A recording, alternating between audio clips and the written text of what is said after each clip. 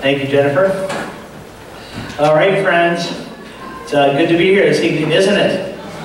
Yes. And last week we talked about refreshing our faith and Bible reading, prayer, getting out and helping others. So I hope you had a good week with that. Hope you're a little bit challenged by that and grew in your faith, or even just reminded yourself. Refreshing is bringing new energy to and reinvigorating. So we're going to talk about hope tonight. So refreshing our hope is, I don't know about you, but every now and then, hope sometimes is kind of hard to locate in our world today. Maybe personally or even within the world, where it just seems like, wow, where is the hope, right? Where is the hope? But so it's out there, and we know our hope is found in Jesus Christ. So that's what we're going to talk about a little bit this evening. So I'm excited to get into that. I don't know about you. Are you a half-empty type of person or a half-full glass type of person? If you're a half-empty type of person, go ahead and raise your hand right there. All right. And the rest of you are half-fulls, right? Right. And how about at some point maybe, have you ever been like a half-empty person? You're thinking like, yeah, it just stinks, right? I understand the glass is always full, right? Because there's air along with water. Okay, I get that, but work with me here, right? So half empty and half full. I read a little article on this. I thought it was kind of neat. I don't know if you've ever thought of it this way. It's really, especially if you're following God and being a Christian, is a half empty outlook is kind of thinking and believing that God's resources are depleting and disappearing. Kind of a take on it, right? Then half full is God will consistently and always refill what He has given us and what we have used. So I thought that's kind of a neat way to look at half empty and half full. But when it comes to hope, part of it is our own mindset. And part of it is just constantly reminding ourselves that Jesus is part of our foundation. And we have hope in that alone. So here's a very dramatic, very crucial video clip I scoured for something just really powerful that talks about hope. So take a look at this one, see if it captures your attention. A guy like you and a girl like me ending up together. Well, Lloyd, that's difficult to say. We really don't... Hit me with it. Just give it to me straight. I came a long way just to see you married. Just, least you can do is level with me. What are my chances? Not good.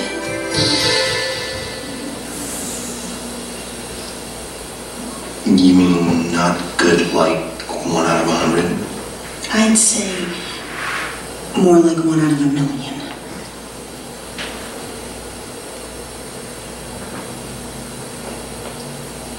So you're telling me there's a chance? Yeah! All right, come on, give it up for me. Was that not like a dramatic scene there? Dumb and Dumber. So you're saying there's a chance. Now that's a great outlook, right? There's a mindset. Hope is having the mindset of Jesus. Hope is having the mindset of, you know what? No matter what's going on in life, no matter how bad I screw up, Jesus is with me. And if you got that, you've got hope with you. So how's your mindset working? How's your mindset working in hope? Let's look at 1 Corinthians 2:16. We're even reminded here, as we follow Christ and as we study His ways, we have the mind of Christ. Now, and sometimes I don't. Sometimes you do, right? And that's our goal, to have the mind of Christ. But if we have the mind of Christ, then we have hope, and then we can begin kind of having that mindset to remind us. So there's a good story here about a set of twin boys, and one of the twins was very pessimistic. Always just was like, the worst possible scenario. Then the other twin was very optimistic. Nothing at all could go wrong for this twin. And the parents were just actually a little bit worried about both of them, because one was so far optimistic, one was so far pessimistic. And so they talked to the doctor about it. And the doctor said, well, this is easy. Just, give the pessimist a really nice bike for the next birthday. Really top of the line, beautiful, brand new. And then give the optimistic boy just like a box full of, manure. And see how they react. That might just help kind of level things out a little bit.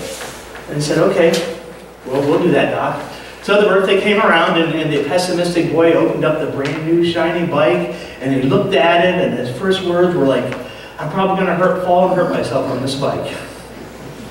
And then the optimistic boy tore open, unwrapped the box, and he opened it up and saw it just full of manure. And he looked at it for a second, and then he ran outside, and the parents were like, well, where are you going? And he said, you know, if there's this much manure around here, there's got to be a pony close by somewhere. The mindset of Christ, right?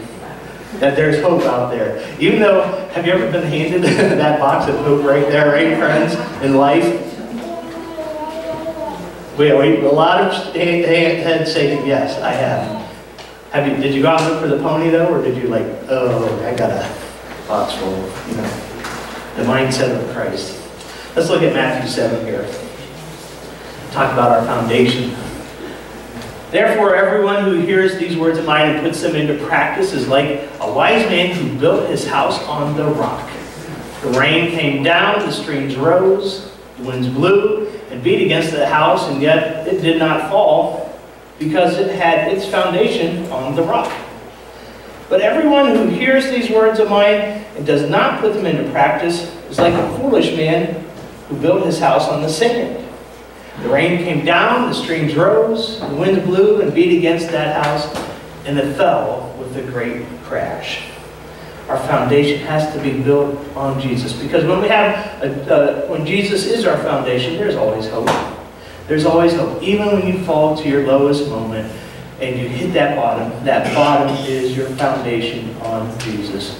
You can't think of a much better place to land when you hit the bottom than right there at Jesus. We just sang about that, right? Find rest in the arms of Jesus. And to have that hope is an important thing, that foundation. Whatever we can do, friends, hear me on this, right? Whatever we can do in our families, in our schools, friends, to help people find that foundation is critical. It's to the point where these teens in our community fell and there was no foundation, right? There was no hope. And then so they chose the way out that they did. With Jesus in our foundation, we've got hope. You look around, you see hope all over the place. There was right up the street is a Lower Elementary, and one of their teachers, one of their sons, was dealing with a disease. And she showed up Friday morning, and every single one of the staff had shirts on supporting them. Thankfully, that just warmed you up, and it gave you hope, right? Last night, man, there was hope all over the place. It was like 500 people we served last night in 3 hours. And Mark and I were in the parking lot with Logan parking cars. I mean, there's the real miracle people. We came I was like 2 spots away from just having to say, go around the block a few times if you don't mind, because we were packed. The downstairs was packed, the upstairs, even across the street was packed. And then in the building, it was packed downstairs. It was even packed up here at one point, wasn't it?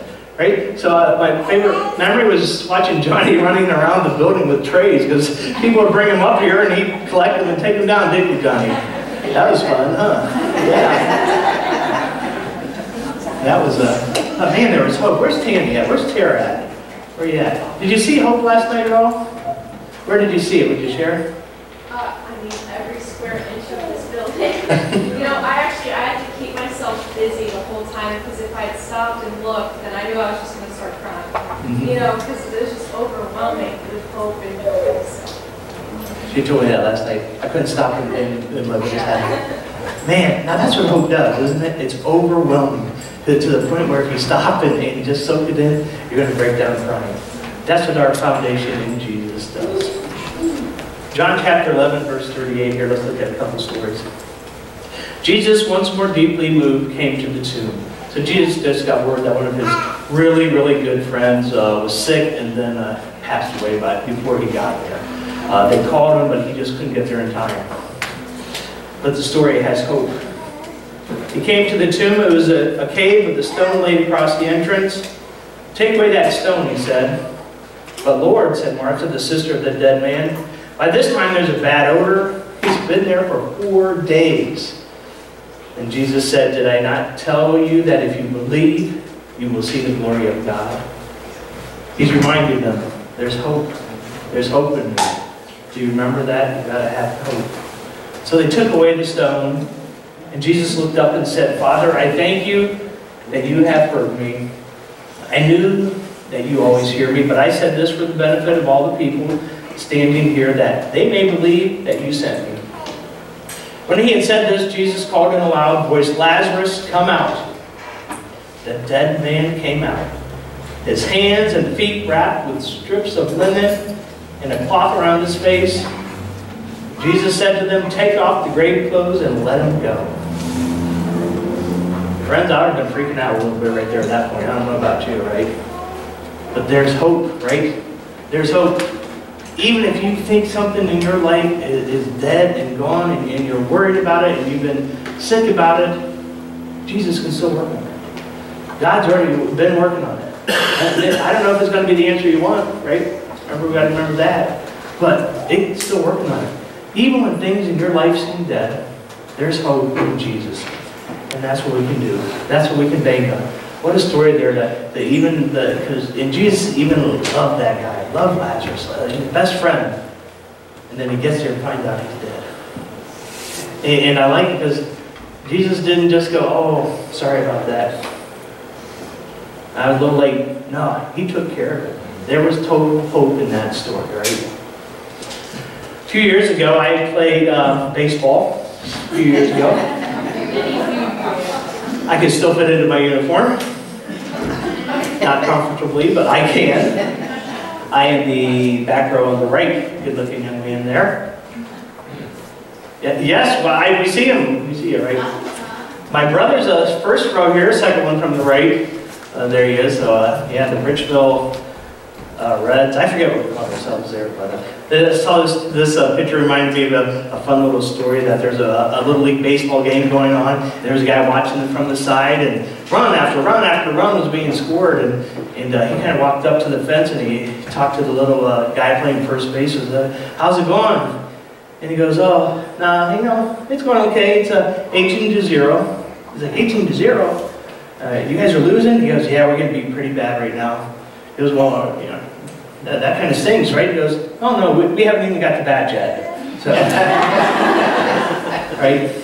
So that kid had hope. Even though he's down 18-0, he still had hope. All right, let's check out our next story here. Ezekiel 37.